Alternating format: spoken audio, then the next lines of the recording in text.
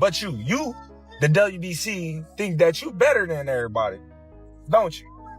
So since you, the WBC, and you got the green belt, which don't mean it, and real belt is the ring belt, which is free, motherfucker. What are you talking about? Can you talk about the difficulty of this decision? Yes, it's very sad. It is very complicated to have to vacate a title, to withdraw recognition of a champion hurts very deeply. And this is what TKO is saying. Why do you have to pay them? Don't pay them. Don't adhere to their crazy rules. Terence Crawford urges a boycott of the WBC after they stripped Shakur's title and criticizes the organization for arrogant, strict rules and heavy fees. $100,000. What makes you so motherfucking better than any of the other sanctioned bodies? Huh? To that question. What makes you better than the WBO, the IDF, or the WBA? Terence Crawford clashes with Mauricio Suleiman, stating that he can take the belt if he wants, as Suleiman has been charging a useless $100,000 fee on Shakur. Can take the fucking belt. It's a trophy anyway. Mauricio Suleiman stripped Shakur after previously stripping Terence Crawford, claiming he broke rules, failed to make payments, and therefore lost his WBC title status. Won the WBC super lightweight, then he unified and became undisputed in welterweight against WBC champion, who was Spence, great fight. Yeah. He petitioned to fight a final elimination bout in super welterweight against Madrimov and remained champion in welter. The WBC supported him. He did not comply with the rules. Then he moves up to super middle and makes the fight of the century, beats Canelo, makes $50 million or around that. The WBC absolutely is not going to charge 3% of such an amount. We made a very clear 0.6%, which is $300,000. Shakur Stevenson stated on X, "And I just paid these dudes after my last fight. What the hell? I'm giving y'all $100K right now because y'all got beef with Bud, so come at me for it." Expressing frustration at the ongoing demands. Terence says officials live comfortably off fighters, while athletes take punishment and then still must pay unnecessary WBC sanctioning fees. And guess who got to pay for it? Us fighters. We paying for y'all to come out here, have the time of y'all life, stay in the best hotels of y'all life, and it's all done on our dime. It's done on our dime. Do that sound right to y'all? It's crazy, ain't it? We the one out there getting battered, knocked upside our head, and every time we step foot in the ring, we gotta pay them a sanction fee like they the government. We getting taxed. It's crazy. Shakur Stevenson gave $100K to some crooks who don't deserve it. Nah, Leilani, I'd rather give it to you, baby girl. The WBC didn't even have to do with this fight, and it's eating them alive. Take your belt. It doesn't make me. Showing his frustration. Roy Jones Jr. says, regardless of disputes, removing a champion's belt is unfair, disrespectful, and reflects poorly on the organization. Something that a lot of people were really upset about. And I don't really want to get too deep into that. All I'm gonna say is it's wrong for him to be stripped if he didn't even defend the title. Yeah. That's all. Chris Manx strongly criticizes the WBC for demanding excessive fees from Shakur Stevenson, calling it disgusting and unfair. He emphasizes that no matter how much money Shakur earned, it is rightfully his, and the organization has no moral claim over his earnings. Chris Manx argues that the current sanctioning system is fundamentally flawed and should not exist, as it exploits fighters who already face immense physical and mental challenges in the ring.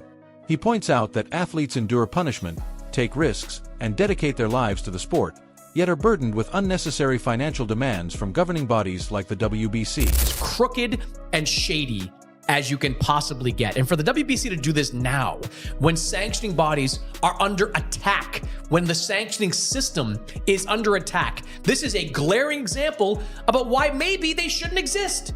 Maybe they shouldn't be in boxing if you are going to reach into the pocket of a fighter like Shakur Stevenson, ask for $100,000. According to Shakur, there's been no comment on this from the WBC. I asked for one. I talked to a member of their staff and said, tell me what's going on here. And all I've seen is the Instagram post of the WBC saying they were stripping him. To reach into the pocket of a fighter for a fight that you have nothing to do with and asking for $100,000. I don't care how much money Shakur Stevenson made that night. That's his money. That belongs in his pocket. The WBC had nothing to do with it. It is disgusting. Disgusting that they stripped Shakur Stevenson of that belt. And Shakur would be right to never fight for a WBC belt ever. The WBC first created controversy with Terence Crawford when he refused to pay a $300,000 fee after his fight with Canelo Alvarez. Many argued that Crawford was well within his rights to say no. He questioned why he should hand over such a large sum, pointing out that other sanctioning bodies like the IBF, WBA, and WBO never complained about the fees he paid them. For Crawford, those organizations simply accepted their share without issue, highlighting the arbitrary demands sometimes imposed by the WBC. Crawford emphasized that his purses were his own business and that Mauricio Sullivan, the DBC president, had no justification for requesting additional money.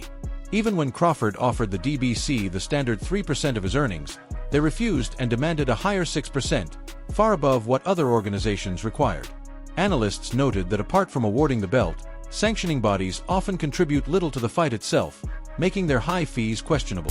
I think Terence Crawford's well within his rights to say that I ain't giving you $300,000. Why? Like, why am I giving you $300,000? What for? And don't talk about my purse. Mauricio Sullivan saying Terence Crawford made $50 million. What's that got to do with you? No. And what I like as well about Terence, he said, look, I gave the IBF money, I gave the WBA money, I gave the WBO money. We haven't heard any of those organizations moan about the amount Terence Crawford gave to them. They're like, oh, we'll take it. Because ultimately, what are they doing? Apart from strapping a belt around your waist, what are they doing? And we'll get to that as well. So he then tried to give the WBC that amount of money as well. They clearly said, no, we're not taking that. We want a bit more. And then they're like, okay, normally we take 3%, but 3% of 50 million would have been too much. So you know what? We'll give you, we'll allow you to pay us 0.6%. Stevenson remains undefeated, and no one has taken his belt in the ring. Despite this, the WBC declared his title vacant after he moved up in weight, claiming his absence created a void in the division. This decision allowed new contenders to compete for the belt, even though Stevenson never lost it. The distinction is important. The title was vacated administratively, not through defeat. Stevenson's career remains intact, as this was a technical or administrative action rather than a reflection of his skill or record. Establishing the facts shows that Stevenson's achievements are unaffected by the WBC's decision, and his undefeated status continues to define him as one of boxing's top fighters. Ruled inactive at that weight class. So, despite nobody beating Shakur Stevenson, he is an undefeated fighter. Nobody took his belt. But for whatever reason, the WBC has decided him moving up has created some type of void and have now made and declared his title vacant, allowing the division to successfully move forward with new contenders. So in this case, Stevenson, he didn't lose his belt in the ring. Nobody beat him. He's still undefeated. The title was vacated administratively, which is a difference. And we need to establish the facts from the fiction. So nobody beat Stevenson.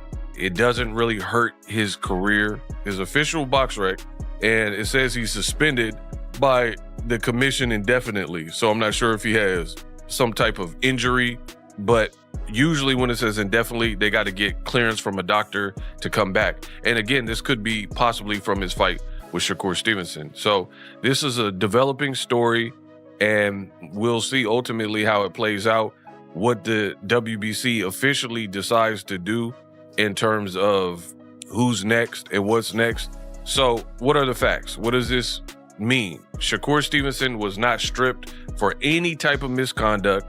Shakur was not penalized per se, and Shakur Stevenson is not suspended. So it simply reflects the WBC has considered him no longer active at lightweight at this time. A bit political. That's the only thing that I can think of that